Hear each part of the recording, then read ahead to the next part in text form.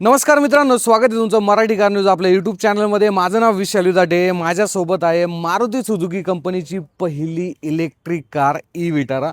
मागच्या वर्षी आपण ही भारत मोबिलिटी एक्सपोमध्ये पाहिलेली होती, पण आता फायनली 1 वर्ष ऑलमोस्ट होत आलेले. आता ही गाडी जर पाहिली लवकरच भारतीय मार्केटमध्ये लॉन्च होणार आहे, बट अजून देखील आमच्याकडं प्राइसिंग आलेली नाही आहे गाडीची बरं का.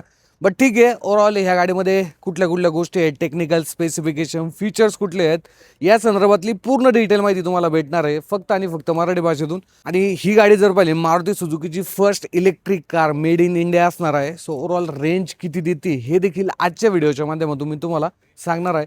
सो चला आपण व्हिडिओला सुरुवात करूया. तर मित्रांनो, समोर आहे मारुती सुझुकी ई विटारा, भारतातली मारुती सुझुकीची पहिली इलेक्ट्रिक कार. ओके, सो कीजपासून आपण सुरुवात करूया. कीज जर पाहिली अशी काय दिली जाते, लॉक अनलॉकचे बटन आहे. बाकी याच्यामध्ये जर पाहिलं कुठले विंडो रोल अप रोल डाऊनचं जे फीचर हे देण्यात आलेलं नाही आहे.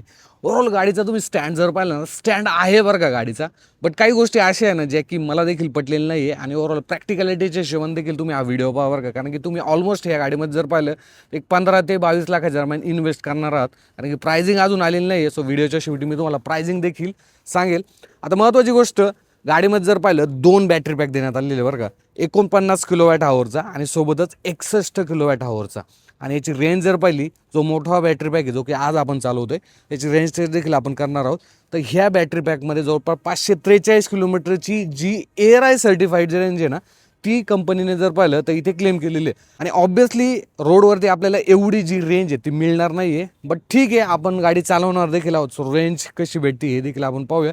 बाकी ओव्हरऑल डिझाईनबद्दल जर विचार केला तर साईड प्रोफाईल असेल किंवा फ्रंट लुकने जर पाहिलं तर फ्रंट लुकने एक गाडी आहे ना कॅची बरं का, म्हणजे ओव्हरऑल एक चांगला जो लुक आहे हा तुम्हाला या गाडीमध्ये पाहायला भेटतो. आणि ओव्हरऑल नवीन प्लॅटफॉर्मचे जर पाहिलं, हार्टेक ई प्लॅटफॉर्म जर पाहिलं या गाडीमध्ये यूज झालेलं आहे. सो फ्रंट साईडने जर पाहिलं, इथे तुम्हाला प्रोजेक्टर जे LED हेडलॅम्प आहेत ते पाहायला भेटतात. इथे DRLs आहे आणि त्यानंतर ते टर्न इंडिकेटरमध्ये कन्वर्ट होऊन जातात. सो आता तुम्ही पाहू शकता. फोग लॅम्प जर पाहिले अगेन तुम्हाला LED मध्ये इथे मिळून जातात. 4 जे फ्रंट पार्किंग सेन्सर आहेत हे तुम्हाला इथे मिळून जातात. सोबतच सुझुकीचा जो लोगो आहे हा इथे देण्यात आलेला आहे. कॅमेरा जर पाहिला तो इथे देण्यात आले, बट कॅमेराची जी क्लॅरिटी ना ती मला काही एवढी आवडलेली नाही बरं का. ठीक आहे, म्हणजे असं जास्त क्लॅरिटी तुम्हाला मिळत नाही, मी तुम्हाला आतमध्ये गेल्यानंतर सांगतो.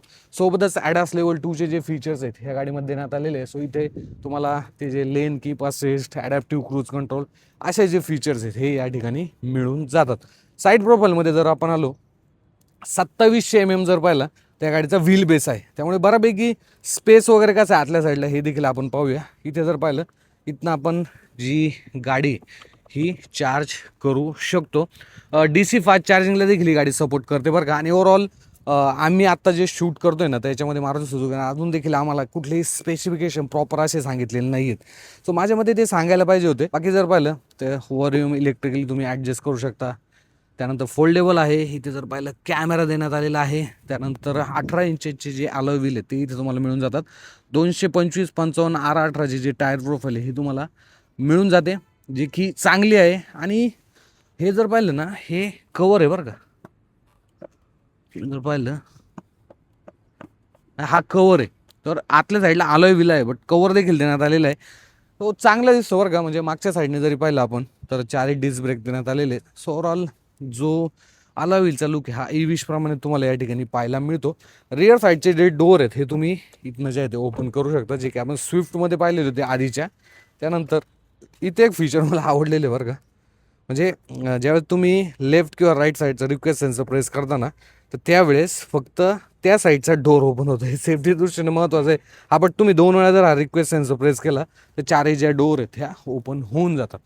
रिअर प्रोफाईलमध्ये जर आपण आलो, तो असा काय ओव्हरऑल जो लुक आहे हा तुम्हाला इथे पाहायला मिळतो.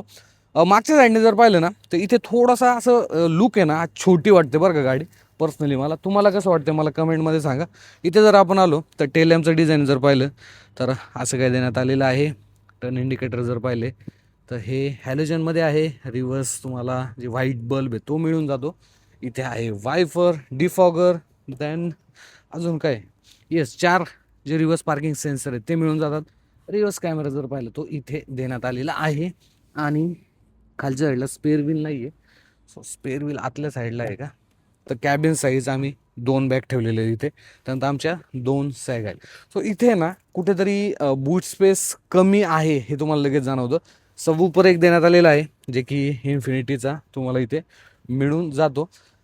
बूट स्पेस प्रॅक्टिकलिटीच्या हिशोबाने जर विचार केला तर ठीक आहे, तुम्ही काही साहित्य वगैरे ठेवू शकता, बट एवढा पण प्रॅक्टिकल नाही बरं का की जास्त साहित्य ते तुम्ही ठेवू शकता. आणि हा जो पोर्शन आहे खालचा बेस, हा देखील बऱ्यापैकी वर आहे, त्यामुळे जास्त डेप्थ देखील तुम्हाला मिळत नाही.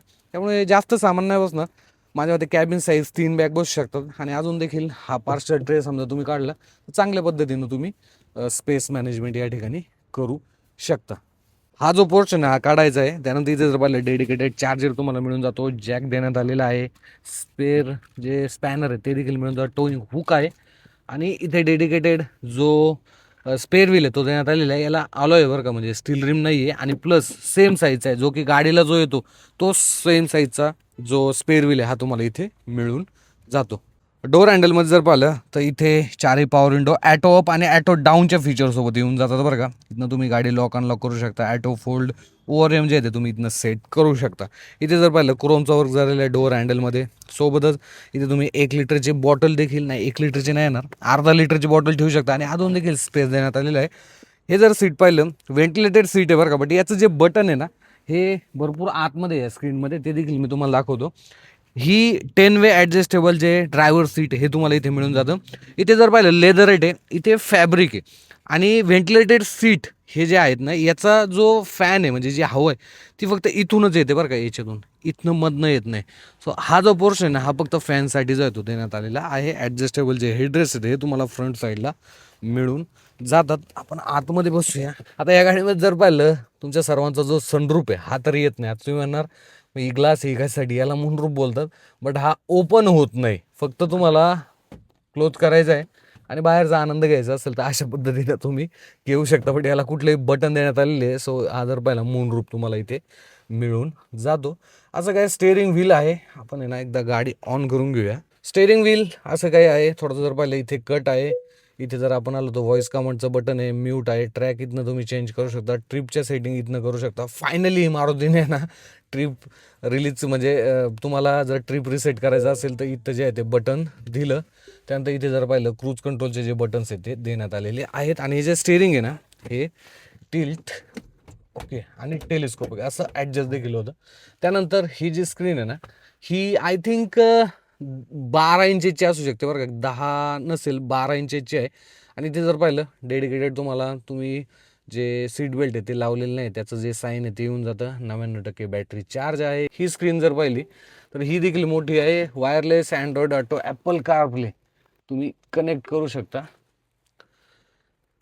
येस, सो अशा पद्धतीनं जर पाहिलं तर स्क्रीन येऊन जाते. आणि स्क्रीनचा जो रिस्पॉन्स आहे ना हा थोडासा आम्हाला आहे ना म्हणजे असा प्रॉपर नाही वाटला बरं का. थोडासा लेट जो परफॉर्मन्स आहे ना हा याचा येतो. येस, एअर इंडियाने आमची आज फ्लाईट कॅन्सल करून टाकली, त्यामुळे पुण्याला येणं थोडंसं अवघड झालेलं आहे.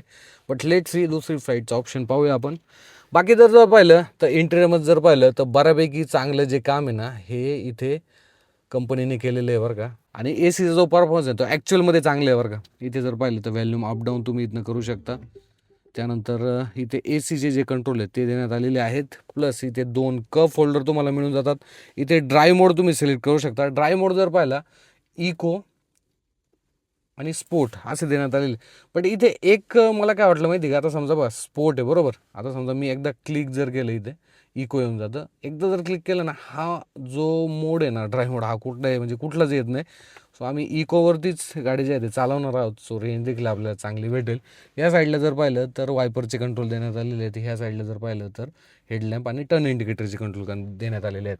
आता बऱ्यापैकी पार्ट शेअरिंग तुम्हाला या गाडीमध्ये पाहायला मिळू शकते बरं का. म्हणजे जर पाहिलं डोअर हँडल असेल किंवा हे जे नॉब आहेत जे की आपण आधीच्या मारुतीच्या कारमध्ये भरपूर पाहिलेले आहेत ते देखील तुम्हाला इथे काही ठिकाणी पाहायला भेटतं. पण काही ठिकाणी जे नवीन मटेरियल आहे ते यूज झालेलं आहे.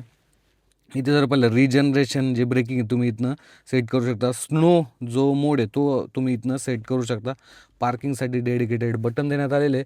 हा जो नॉब आहे ना याला तुम्हाला असं प्रेस करून रिव्हर्स ड्राईव्ह अशा पद्धतीने तुम्हाला करायचं आहे. सो थोडासा एक प्रीमियम फील आहे बरं का याच्यामध्ये. Electronic parking brake with auto hold. आणि मी तुम्हाला जर सांगितलं होतं ना की कॅमेराची जी क्वालिटी ना ठीक आहे बरं का, म्हणजे असं खूप जास्त क्लॅरिटी असं नाहीये, ठीकठाक क्वालिटीचे आहे ते तुम्हाला मिळून जाते. त्यानंतर इलेक्ट्रॉनिक जो IRM आहे हा तुम्हाला मिळून जातो. इथे जर पाहिलं लाईट्स या LED देण्यात आलेल्या आहेत आणि ओके त्याचं जे बटन आहे SOSचं बटन देखील तुम्हाला इथे मिळून जातं बरं का. इथे जर पाहिलं एक व्हॅनिटी मिरर आहे. इथे जर आपण आलो इथे देखील एक व्हॅनिटी मिरर तुम्हाला मिळून जातो. खालच्या साईडला जर आपण आलो तर इथे आर्मरेस्ट क्या बात आहे, भरपूर मोठा आहे बरं का.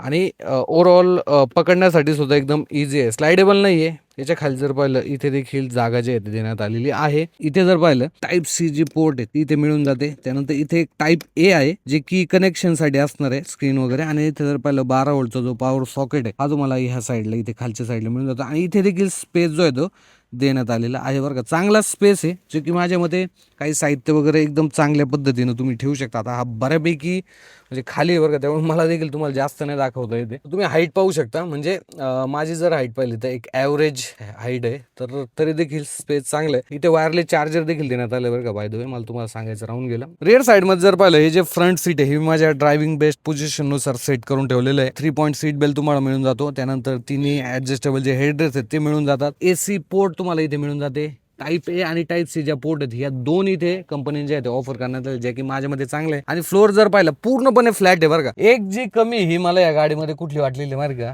सेकंड रो मध्ये जो पण स्पेस आहे ना तो थोडासा म्हणजे असं प्रॉपर प्रॅक्टिकल नाहीये.